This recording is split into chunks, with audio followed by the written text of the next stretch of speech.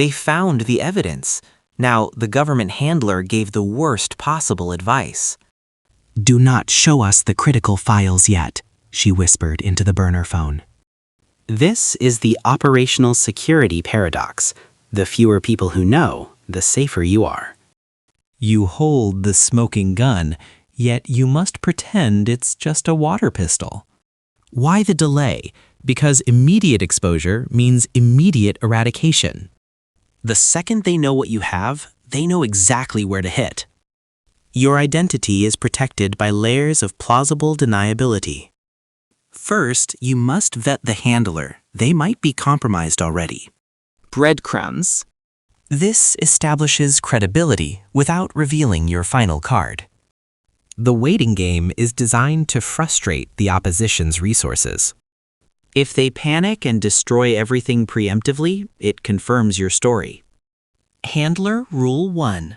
Assume every line of communication is monitored. Never use your personal phone, ever. Use encrypted short bursts. Rule 2. Use dead drops.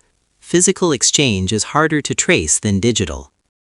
The handler needs proof the critical files exist, but not the files themselves.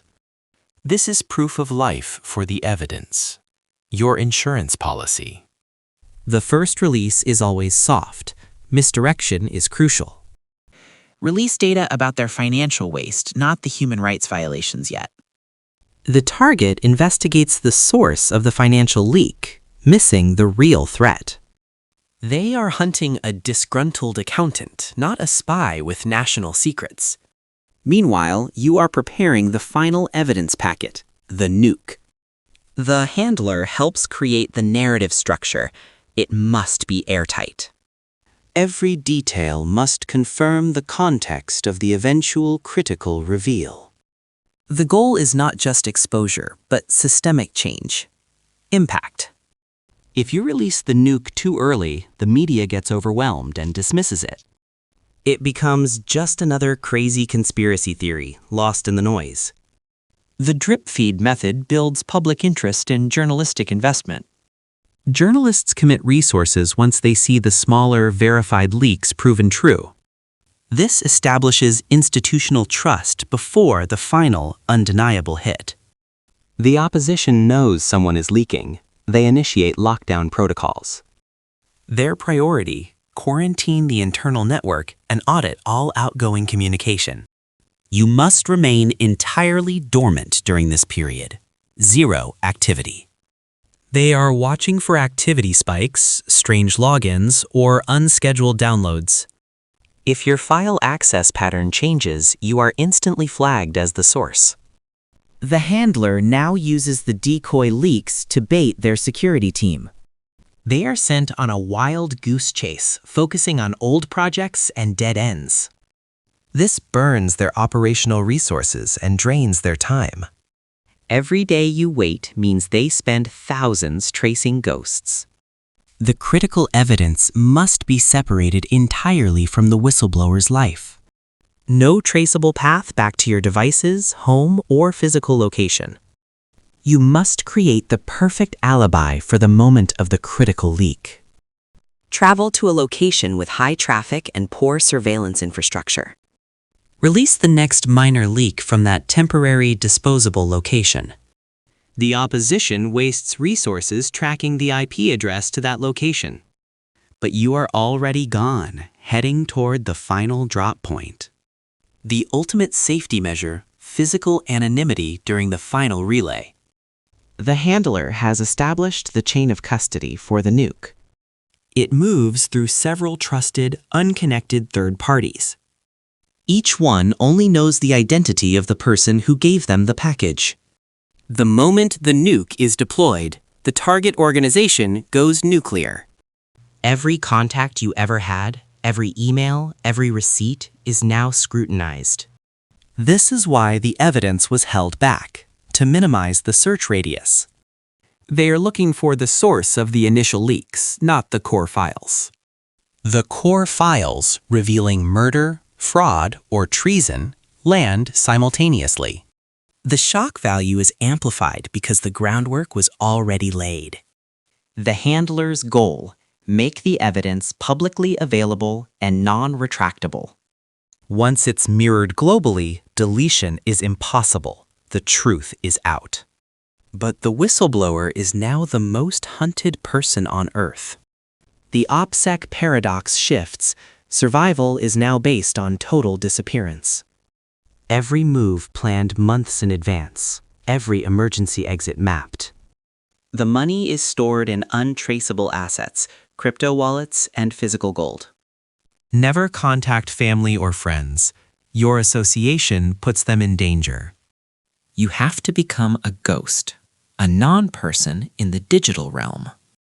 The handler provides an extraction point, a location of last resort. This location changes frequently, known only minutes before rendezvous. The target organization is attempting to discredit the evidence retroactively. They claim files were fabricated, deepfaked, or misinterpreted by activists. But the handler ensured multiple sources and undeniable metadata verification. The critical evidence was protected because the small leaks proved authenticity. If the small leaks were fake, the organization would have ignored the source. Instead, they spent political capital defending the decoy issues. The waiting game made their defensive line brittle and unsustainable.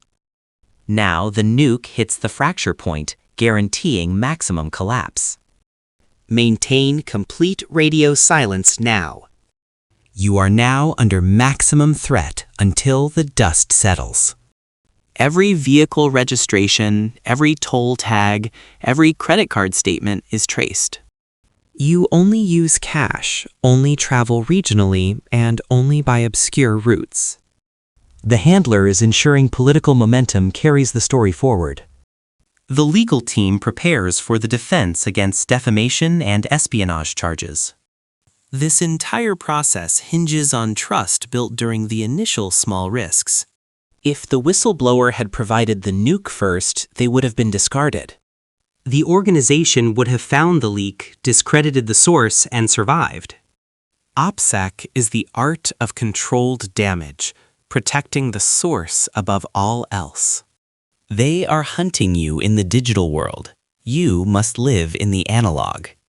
Every public statement is designed to draw attention away from your hiding place. The handler ensures the narrative focuses on the crime, not the criminal. The evidence is the weapon. The whistleblower is the delivery system. The paradox holds true. Weakness shown first guarantees ultimate strength. The biggest risk is impatience, rushing the process. The final step, a prearranged signal, confirms extraction readiness. You follow the instructions exactly, leaving no physical trace behind. The rendezvous is brief, silent, professional. You are safe, temporarily. The journey to anonymity begins. The organization is crippled, facing legal and public ruin. The withheld evidence saved the whistleblower and maximized impact. The greatest asset in espionage is verifiable restraint. They won the war by losing the early battles. The OpSec paradox proved true. Silence was protection. The world is built on secrets. Follow for more deep dives into operational security tactics.